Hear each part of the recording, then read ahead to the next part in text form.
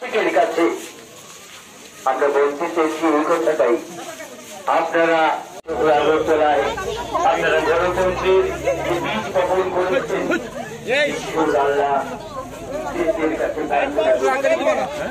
এই বীজ ছেড়ে একদিন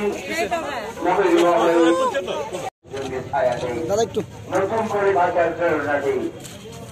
এই সকলের এই 6 আগরতলার আমার মায়ের সাথে সুদীপ রায় বর্মনের শ্রদ্ধ প্রণাম।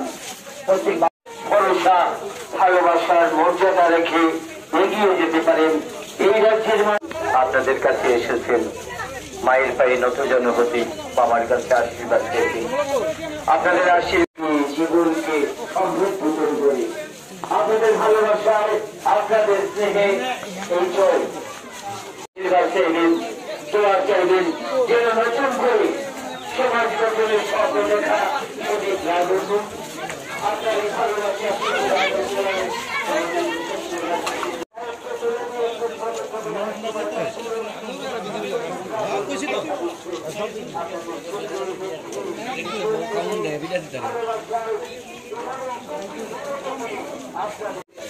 আমরা সুদীপ রায় বর্মনের হয়ে আপনাদের কাছে তার কৃতজ্ঞতা ঋণ পরিশোধ করতে চাইছি না, আমরা শুধু জানান দিতে চাইছি সুদীপ রায় বর্মনের প্রতিধ্বনি হয়ে।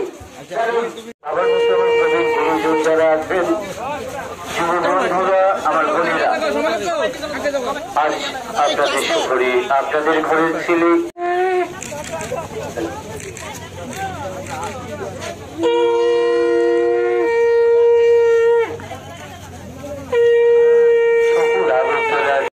মায়ের পায়ের কাছে সুদীপ রায় বর্মনের সালাম প্রণাম। আমার প্রতিটা বোনের কাছে সুদীপ রায় বর্মনের হয়ে আমরা বলছি সুদীপ রায় বর্মনের মনে আছে। ভগবান, এই সমাজ হিন্দু বা মুসলমানের নয়, এই সমাজটা খ্রিস্টান বা বৌদ্ধের নয়, এই সমাজ আমাদের মায়েদের, আমার বাবাদের, আমাদের ভাইদের, আমাদের বোনদের ভালোবাসায় বোনেদের রাখের মাঝে সুদীপ রায়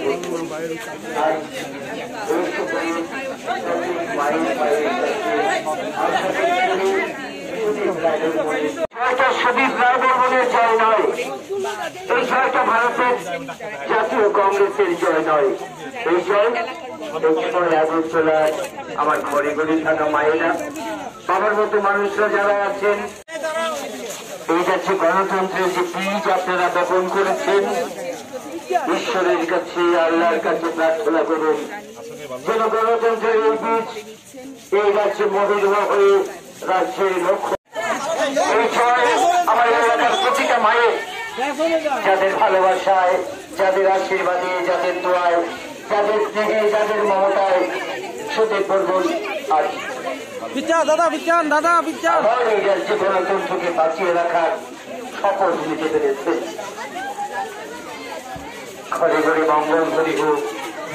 কাছে কি বার্তা থাকবে আপনার তাদের উদ্দেশ্যে? এটা বিজয় মিছিল না, এটা হচ্ছে কৃতজ্ঞতা বোধ জ্ঞাপন করা। এই এলাকার মানুষ গণতন্ত্রের পক্ষে রায় দিয়েছে, এই এলাকার মানুষ শান্তির পক্ষে রায় দিয়েছে, এই এলাকার মানুষ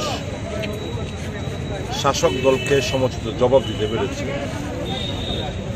খুব সন্ত্রাসজনিত কবলিত এলাকা, তারপরে যেভাবে মানুষ কাতারে কাতারে বেরিয়ে সাহস নিয়ে ভোট প্রদান করেছে, আমরা আজকে বিজয় মিছিল না, কোনো স্লোগান না, জাস্ট মানুষের কাছে আমাদের কৃতজ্ঞতা জ্ঞাপন করার জন্য আমি পদযাত্রার মাধ্যমে কৃতজ্ঞতা জ্ঞাপন করতে চেয়েছি।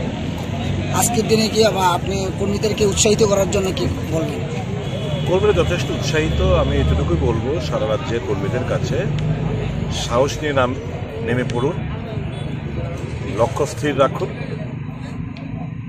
গণতন্ত্র পুনরুদ্ধার আমাদের করতেই হবে। কংগ্রেস এই দরজা খুলল বিধানসভায়, তো আগামী দেশে কি প্রস্তুতি আপনার?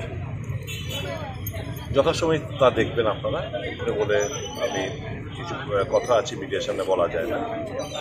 প্রচণ্ড আত্মবিশ্বাসী 2023 সালে শাসক দলকে ক্ষমতাচ্যুত করব।